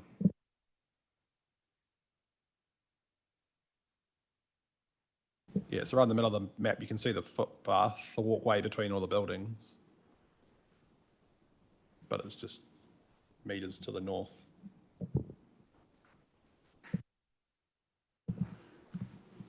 This can be easily changed. Yep. And then the other question I've got is, all these walkways kind of have big bars to stop bikes from going through there. Is the plan with this to remove all those bars or do something in those areas? Because currently you can't bike through here. No. We can look at that as well. Yeah, that's pretty easy to look at. Could I ask a question? And I think it might be something that Councillor Mitchell is going to have a go at in a few minutes anyway, but could I ask a general question? We would have put in the raised crossings in the original design because we wanted to make it safer for cyclists and pedestrians to slow down traffic. We've now got information that so many raised crossings will be expensive, will add significantly to the cost, and what's more, some fairly frightening figures for maintaining those crossings without any subsidy from the government. I was talking to Paul earlier today, and we've had an example of one crossing needing $7,000 worth of maintenance. We're talking about 14 or 15 more raised crossings if these plans don't change. You know, that's some big figures. So, are there some particular raised crossings? If we were going to reduce the number of raised crossings, are there some where you could strike a balance? We could keep strategic raised crossings in a couple of places that would do a really useful job, but not blow out costs by retaining all of them. Thank you, Chair. The answer is yes, there are. And we can identify that if that's the wish of the council, we can do that. Yeah. I know I'm interested in that. And I think, well, let's hear from Councillor Mitchell because he's got some sites in mind and hopefully they'll line up with the ones that you think are key too. Yeah, again, I was going to advocate for some of these crossings to remain as originally planned, not just raised crossings, but some of them were dual crossings. And in my opinion, these ones should be left as planned. And just for context, I think, this is a response to a decision by a now former Minister of Transport. This is long-term infrastructure we're talking about here, and the person who made this decision is no longer in the role. I don't believe in my heart that no one ever will pay for maintenance of a raised crossing again in the future of this country. I do not believe it. I think we're in a temporary kind of setting for right now, and we have to work within that, but this is long-term infrastructure. So in my opinion, and this does dovetail too with the speed limit work that we've already done and that we will be doing. So in my opinion, I'm quite happy for a lot of these raised crossings to go, particularly, for example, on Walters Street in Avalon, where we're reducing the speed on there. It's going to be a safe speed street, a narrower street. I'm not so worried about the danger to people crossing the road on those streets, but I really think Oxford Terrace, we've already raised a few crossings on Oxford Terrace. It's a high volume, high speed street. Keeping a raised crossing there, dual crossing for the safety of people crossing that very busy street, I would keep that one in. At the other end of the Avalon project on High Street, again, high volume, busy street, I would keep that one in as planned, knowing also that it's not just about to and from school, but a lot of kids from Nainai go down actually both of those streets, Walters Street and across High Street at that crossing to get to Avalon Park and other parts of town as well. So I think for me, it's probably mostly at the ends in Taita as well. Taita Drive, busy, high volume road. I would advocate for keeping a raised crossing in that end of the plans. Maybe the ends of, I think there's no proposed new crossings on High Street. They're already there in Taita. But the ends of Toka Street and Tane Street where people are turning off those busy, fast streets to slow them down there with raised crossings. So I think that'll be 5. Maybe not all of those ones, but I think certainly the 2 at the ends of the Avalon one and Taita Drive. I don't know how other people feel about other ones, but I think they are really important functionally for slowing cars down and keeping our kids safe. The ones in between, they're slower areas, quieter traffic areas already, but I think some key ones, we should retain them as raised crossings.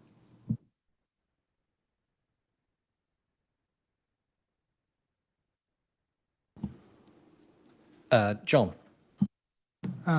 Thank you, Chair. Can I suggest, and thank you, Councillor, and around the table for the feedback. I think what I'm going to propose is that we take the feedback back around which crossings what councillors want us to raise, bring them back, as well as that reinstating that connection through to Harcourt-Weary Drive or to the River Trail, and bring them back to council on the 25th, I think. I'm looking at Vanessa, I think it's the 25th, for a decision if that pleases you, Chair. I think there's also a couple of images there which appear to be squashed, and I think that's where the parking on Walters Street, I think it's distorted. That's why it looks like that, but we'll get those updated as well and bring them back to council. It's tight, it's a tight turnaround, but we'll have that information ready and in front of you on the 25th if you like, Chair. That seems a very good way to go, John. So do we need to pass anything today, or does this matter lie on the table, or do we pass recommendations? The whole thing lay on the table, or pass 1, 2, and 3? We could pass 1, 2, 3, and 5. 1, 2, 3, and 5, if we can, because there is some initial pre-implementation work starting next week, so which won't be impacted by this. Councillor Barrett? This is not a question. I just want to say that parking on Walter Street has been a problem since day one. I went to Nāna College, Nāna Intermediate, all my kids did, and my grandkids, and it's been a problem for that long. I think we're probably going to go down the track having to make it a one-way street. It would, yeah, there's lots of accidents, near misses that happen there all the time. Councillor Brown? I agree. Is there going to be a cost difference on that? Because there's a lot of places, I know we're just dealing with Taita and Avalon, but if we're going to take that position, then it's a position across all over, you know, if we are going to stick with raised crossings, because there's been other places that haven't had them. Is this a repositioning, and what would that cost be? Through you, Chair. So I think we're only at this stage repositioning on this, but we've got a clear signal from around the table that you're still in favour of raised crossings and appropriate sites to improve safety. So as the team are looking at traffic engineering solutions moving forward, they will still be considered as one of the options and come here for a decision. Councillor Mitchell? Yeah, I'm very happy to endorse the approach that's being proposed, noting that I mentioned 5 crossings. So in terms of information for the next meeting, it might be really useful to have a cost against each of those crossings, because as far as I'm concerned, whatever we can squeeze out of the budget we've committed is probably worth it for safety reasons. And then the other thing just to note is that these maps were only put into our papers by request yesterday, and if next time, if the maps can be included, so we have plenty of time to look over them, that would be great. Thank you. Councillor Stellinger? Councillor Brown's just made me start to ponder. Thanks for that comment. I guess I'm interested in the issue across the whole city. You know, if this sets a precedent for what's the level which will have a raised crossing, and if we were to apply that same level and consideration across the city, in various places where a lot of people are crossing the road, how many of these would we have in place? You know, is it another 5 on top of this 5, or is it 100 on top of this 5? And what's perhaps the wider budget implications if we were to apply that? It just left me feeling a little bit nervous about the situation because of that issue. Well, I have to say, it would be nice to get a project or a couple of safety projects, cycling, micromobility projects, finished and done in a. I hear what you're saying, but there's limited budget. Yeah, personally, I'd rather get this project done with a good level of safety built in, and then start looking around at other parts of the city. Councillor Brown. I think in this instance, I support that the additions that, and as was mentioned, it was part of the original, how much was originally funded. It's just a question of, like you say, this is a micro-mobility that was quite detailed about what it wanted, but it's just a question for going forward because there will be a couple of other projects. So, I thank the officers for because it's a complicated report. So thank you for the work that you've done, and yeah. John. Thank you, Chair. So I should have said this before. Just when members will remember that when these designs were first done, this was 90 to 100% funded. It was significantly funded by central government. So the designs were not gold-plated, but somewhere between silver and bronze, I suspect. We've come back with some cost cutting to make it more realistic, given it's now council expenditure. So, but we'll take away the feedback. We'll come back with those changes for you to make a decision with wider council in 10 or 12 days' time. Okay, I think we're landing in a good place. So I'm going to move recommendations 1, 2, 3, and 5. Look, seconded by Councillor Dyer. Any further comment, Councillor Dyer? Just really briefly, I think we've covered quite a few points here, and officers are going to come back to us. One other consideration I'm keen to explore is the placement for some of these crossings, particularly at the end of Tocker Street at either end.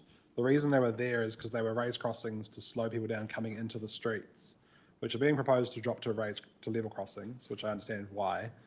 But if they're not going to be speed humps, then we might almost be better just not having any crossing there at all. Like Tocker Street already has 2 crossings. We're proposing putting another 2 in there, so 4 in quite a small period. The one by High Street, we're actually removing a speed hump to put in a level crossing. So in my mind, I'm almost like, what's that crossing serving? I'd almost rather keep the speed bump there at the entrance to the street than removing the speed hump. So yes, part of those considerations about which ones we do upgrade to be a raised crossing, there might be a conversation about some of these crossings that we just don't do at all, like we are doing on Taita Drive. I completely understand the rationale for why that isn't a raised crossing or a crossing at all. It's the path I had the concern with, but I'm open to having that conversation about some of these others on Tocker, maybe the Tane Street one, where we've got existing speed humps. Maybe we don't need a crossing there at all. Okay, I'm going to put those recommendations. All those in favour, please say aye. Against? Declare that carried. Thanks. Paul, you're staying to talk to us about temporary road closure, Reynolds Beach Drive, Stokes Valley, and the hill climb. Is it you tell us if there's anything you want to highlight to us and we'll ask questions. Thank you, Chair. No, I'll take it as read, and if nothing further to add. Questions, councillors? I asked this at the agenda meeting. There's nothing about this that's different from the year before, and this time we're going for a 3-year thing, I think. Seems very sensible to sort of cut back on the bit of bureaucracy. Councillor Mitchell? Yeah, the only thing I could think of that was different is the Eastern Hutt Road improvements, and I just wondered if there was any chance of collision there with traffic or anything like that in this, particularly this year while there's works going on the road. Any issues that could arise? yeah, this has been reviewed by our traffic team and they don't believe there's any chance of clashes there. Okay, I'll put those recommendations on page 162, looking for a seconder. Councillor Stellinger seconded. I'll put them. All those in favour, please say aye. Against, declare that carried. The Regulatory Matters Report, page 166 of the agenda. We've got Tim Johnson, Head of Planning here. We've got Natalie Hardy for Building Control with Richard Away. And we've got Justin Roberts, Head of Environmental Protection, to answer any questions councillors have got. Any of you officers want to highlight anything to us? Or Alison certainly does. Go, Yes, Alison. I'd just like to introduce this generally, and just to say that probably the major challenge that we have at the moment is the reduction in consenting volumes, particularly in the planning area. Building is still quite buoyant. It's down 26% on this time last year, and there's still actually a lot of work being done. And we're still not we're still short of our 100% throughput. So there's, you know, what I'm saying is that although consents are down, there's still heaps of work to do, and we are hoping that we're right at the bottom of the trough at the moment, because the construction area goes through troughs and peaks, and in all the years that I've been in this business, it's, you know, it goes down to a trough and then up into a peak, and it feels at the moment as if it's at the bottom. We sincerely hope that it is. Also, Justin's area in the regulatory area, I was just pulling his leg a little bit this morning and saying that in recession people still park in the wrong places and the dogs keep barking and misbehaving. So his area financially we're still doing okay, but I just thought I'd signal the fact that we are keeping a very close eye on the consenting, the financial situation in the consenting areas. We've cut back expenses where we can, but there are certain fixed costs that we can't cut back on, and also too we have to deliver against statutory timeframes and also the IAN's timeframes. Now, just a bright spark in amongst all of this is that we've just had our revisit from IAN's, and we're very pleased with the progress we have made. They remarked that we've now got a very strong leadership team in place, and they have said that we're now low risk. So we haven't got the official report yet, but that was the report back from the audit. So I'll leave it with that. Good news. Thanks, Alison. Right, councillors, questions on the Regulatory Matters Report? Councillor Dyer, then Councillor Mitchell. Kia ora, thank you, Alison. Great report as always. I've got a quick question. It's not specifically mentioned in the report, but I was kind of hoping it would, around the objective build software that's being discontinued. We've obviously spent a lot of time investing in it, and was just wondering what the timeframes are, and are we well along our ways of finding a new provider? Just a bit of an update on that would be great.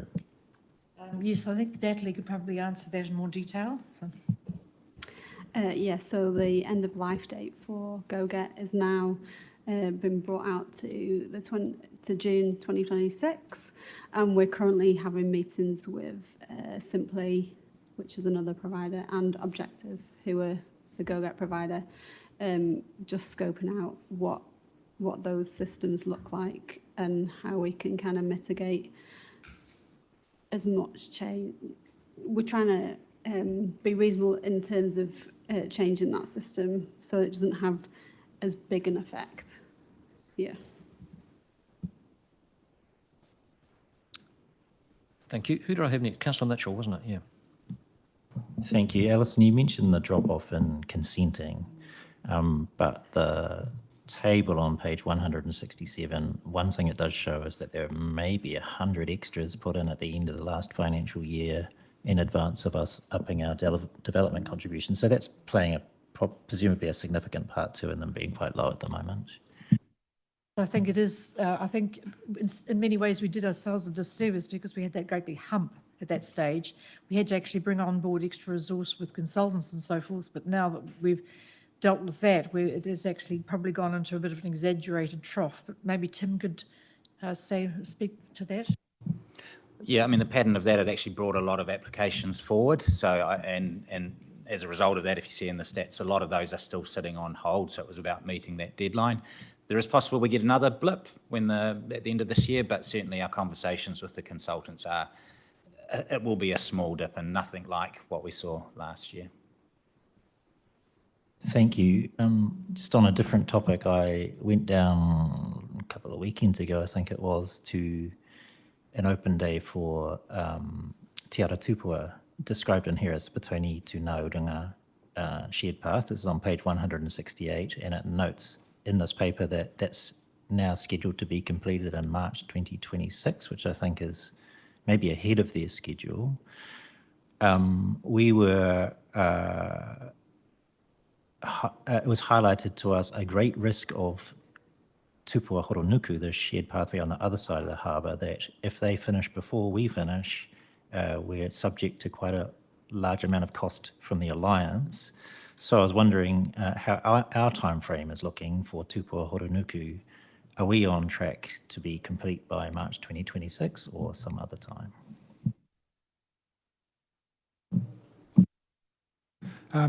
Through you, Chair, I was actually going to address that in the next item, but we are also re-looking at our plan and our timing around areas that we can expedite in order to get as close to that date as possible.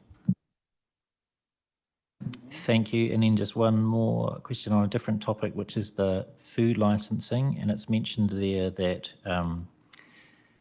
there's a new levy commencing on 1st of July 2025. So I was curious where that levy is going. We collect a waste levy at our landfill that gets split and some of it comes back to council. Is this one just purely collecting it on behalf of the central government?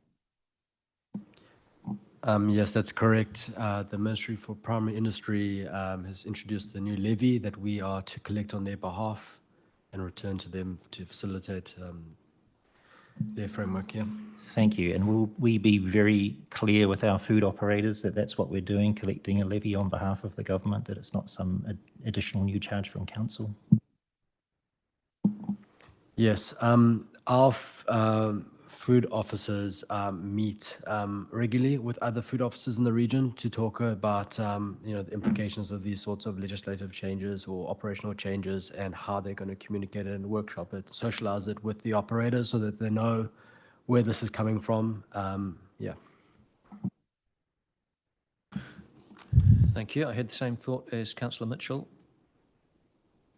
And my other question relates, I can't remember where I asked this at the agenda meeting or not, on page 179 at the top graph, quite a big drop off in the number of parking infringement notices. Are our motorists being better behaved, or do we have any parking staff issues, or that's quite a drop off? So it's quite difficult to tell whether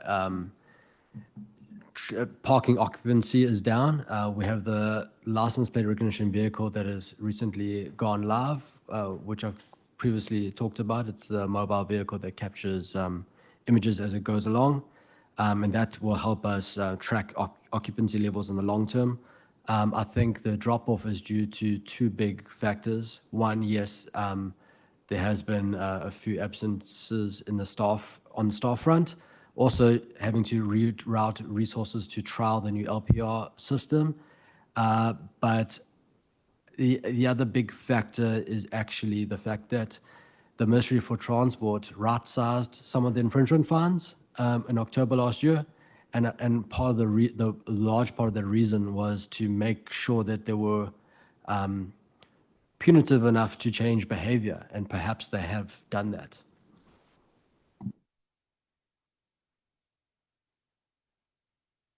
Thank you for that. The only other thing I wanted to ask about, there's a section in here on page 187 talking about Hikoikoi Landing, and I know this is to be the subject of another, it's a different report. Your notes don't tell you when you've shifted over to a different different report. That's the director's report, of course. Okay, any further questions on regulatory?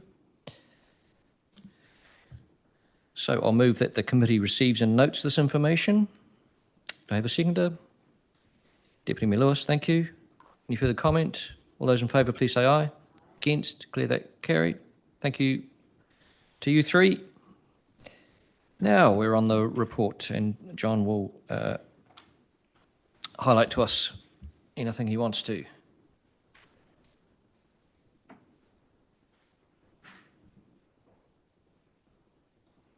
Thank you, Chair. Just, we'll take the paper as read, just noting a couple of things. Obviously, there's a little bit of crossover because we've already discussed micromobility. So the Eastern Hutt Road work, we're still in funding discussions with NZTA before we can progress to procurement and start the next stage of those works. So we'll update you as we go. There's two other things I'll just briefly touch on. The Hokoi project. So that was inadvertently left. We didn't push that forward for the agenda when we should have. So that'll be at your next meeting for a decision on that shared path. But in the meantime, we're scheduling a briefing. I think it's the 2nd of April or somewhere around there to bring those drawings and take you through the projects then ahead of that decision coming back to you. And I think it's May from memory at the next INR meeting. The thing I wanted to raise, and I'll get Paul to jump in here, is around the traffic management. It is it's a big topic at the moment, and we are trialling a new way of doing things. So I'm just going to bring Paul in here for a second, just to talk about what we're doing and the trials that we've started so far, and where that's heading. And I'm sure you may have some questions around that. I like to hang out here. It's fine. Yeah. So within the traffic management space, the New Zealand Guide to Temporary Traffic Management is being introduced, while the previous rules and regulations, the Code of Practice for Temporary Traffic Management, are being exited. So NZGTTM is the new guidance that RCAs, the road controlling authorities, need to be working under. We've now conducted basically a first trial to see how it will work for us, what are our obligations, and where do we sit as the RCA. That was on the Knights Road chip sealing, undertaken 2-3 weeks ago now. And under the New Zealand Guide, rather than being prescriptive with a whole load of diagrams that people need to use when they're setting up a traffic management, it's more around RCAs and the people undertaking the works and the traffic management providers discussing how's this going to be done. Where are the risks? Where are the risks to the road users, pedestrians, vehicles, as well as the team undertaking the work? And how should the work be undertaken? And from that, what traffic management would be appropriate? So we're going through a process for understanding how these conversations are going to happen, how can we make them as efficient as possible. And it also works with those in the trial as well, because they're going through the same scenarios as us doing these trials. The outcome we want to achieve is to make it as easy and as efficient as possible to get the works done. Saying we're going to minimise the traffic management would be going out too far, because there's such a variety of work out there, but we do want to make it as efficient and cost effective as possible whilst keeping the network safe for users. As we're going through this, we're not doing it in isolation. Our team are talking with counterparts at Wellington City in particular, as well as Porirua and Upper Hutt and Kapiti, to see how they're going as we're all going along this journey as well.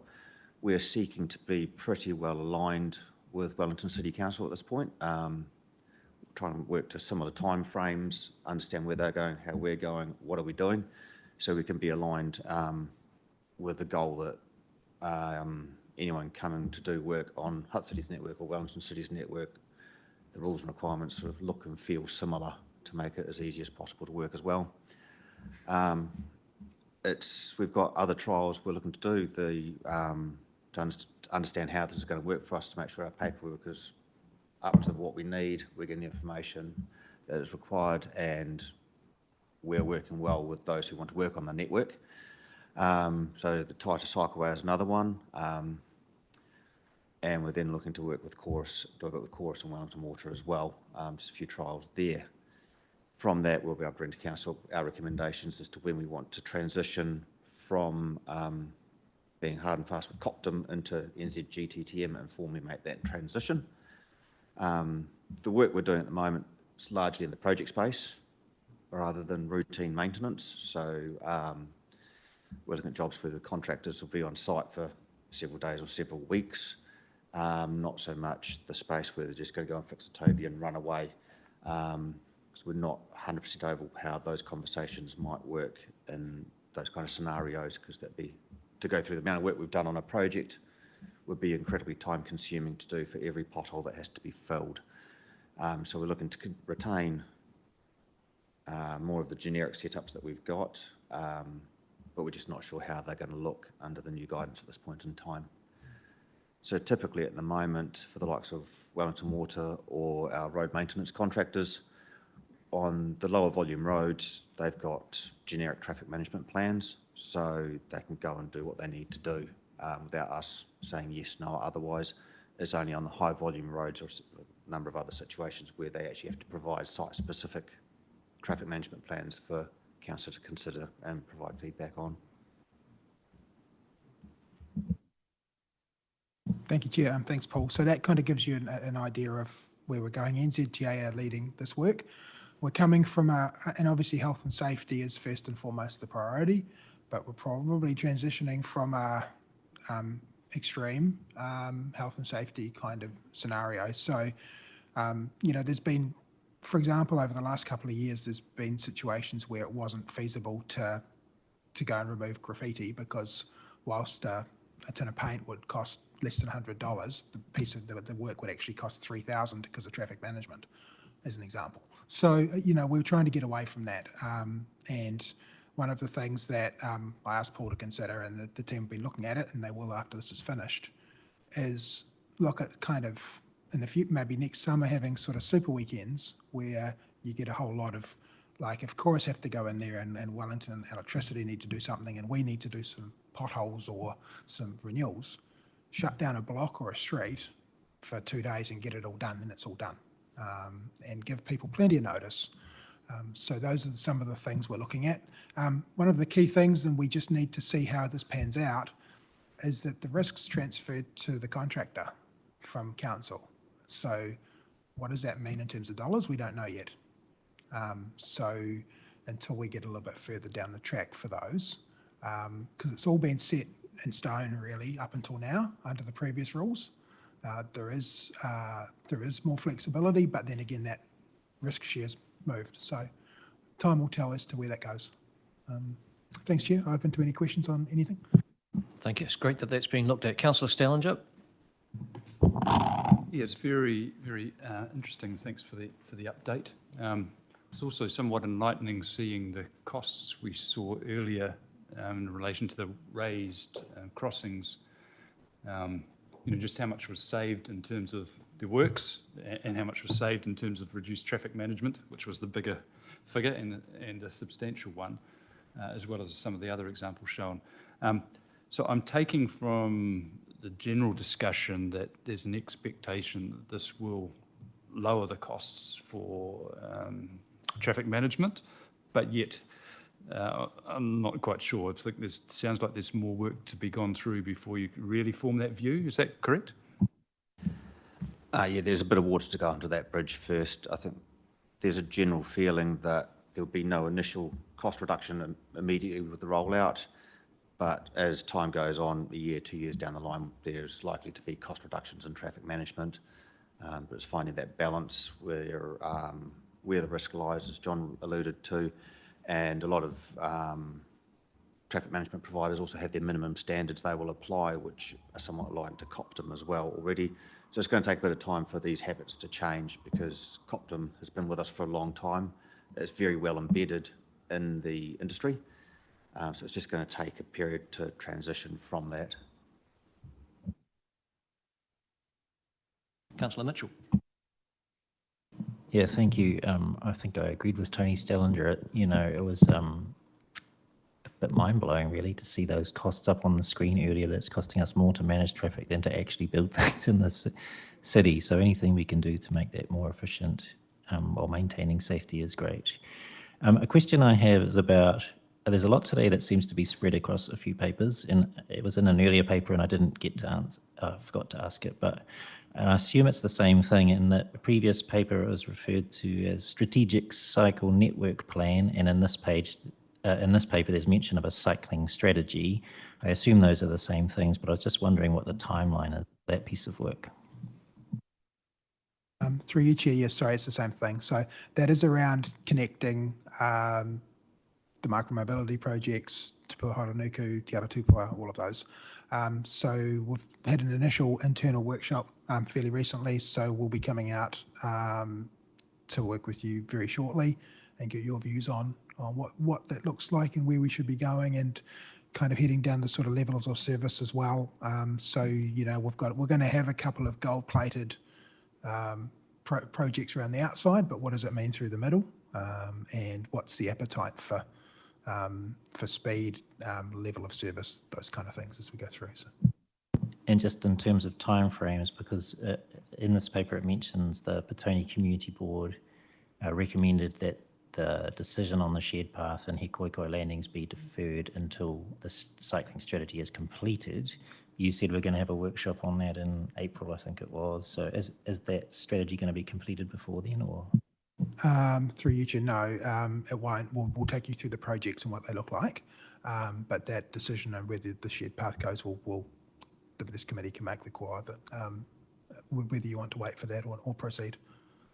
And the strategy timeframe? To be confirmed. It'll be later in the year.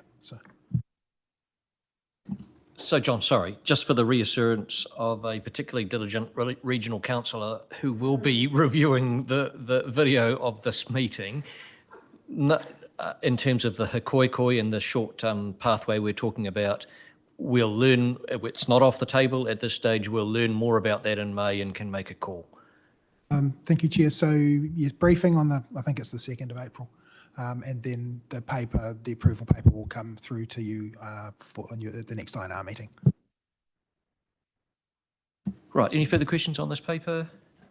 It's noting and receiving, that the committee receives and notes the information. Happy to move that. Looking for a seconder. Councillor Barrett nodded her head. I'll take that. Any comments? Councillor Barrett. Thank you, Mr. Chair. And just because Knights Road was mentioned, I have had a great deal of response from the people in Knights Road just expressing their thanks that the reversal of the bike lane was done extremely quickly and extremely efficiently, and they were just absolutely over the moon about the workers and how responsible and polite they were through the whole process. Thank you. Thank you, Councillor. That is good feedback. Councillor Stellinger. Yeah, just a brief comment. Perhaps it's by way of a bit of a story, maybe even, but just thinking more about the traffic management and you know, it's such a difficult balance when you're tasked with safety and it's people's lives at stake. And something I often mentioned when I was the chief executive many years ago was that for senior staff and also for elected members, the cost of a failure greatly exceeds the reward for success. And it probably, generally it was in the realms we were talking about innovation and change, but I think it applies very well to safety. And I think this will be in the mind of all of us if we are reducing somewhat the requirements for traffic management, which I think many would argue is overdue and needed, just through observing the number of cones and things like that without necessarily understanding why they might be needed. But all it would really take would be one accident, and then we're in a very difficult situation.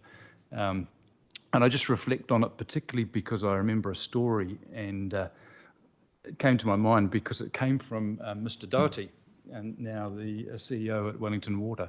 And it was his time when he was in, I can't remember the position, in charge of infrastructure, say, at Nelson City.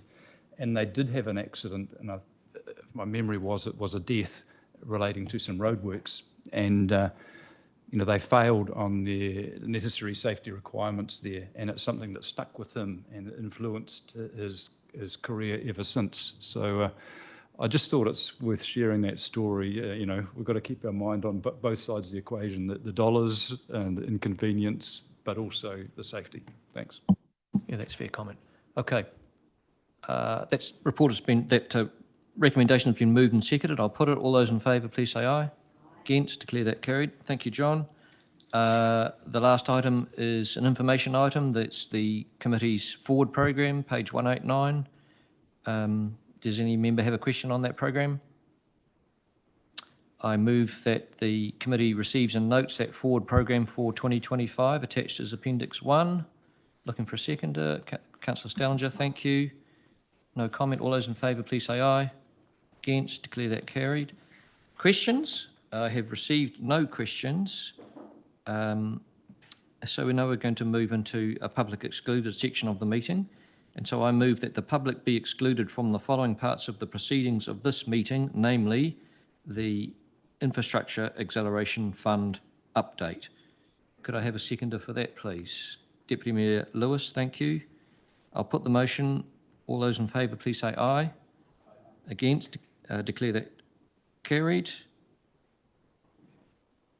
We will take a 5-minute break. I declare the public part of this meeting closed at 4:01 p.m. Thank you. We'll be back in 5 minutes.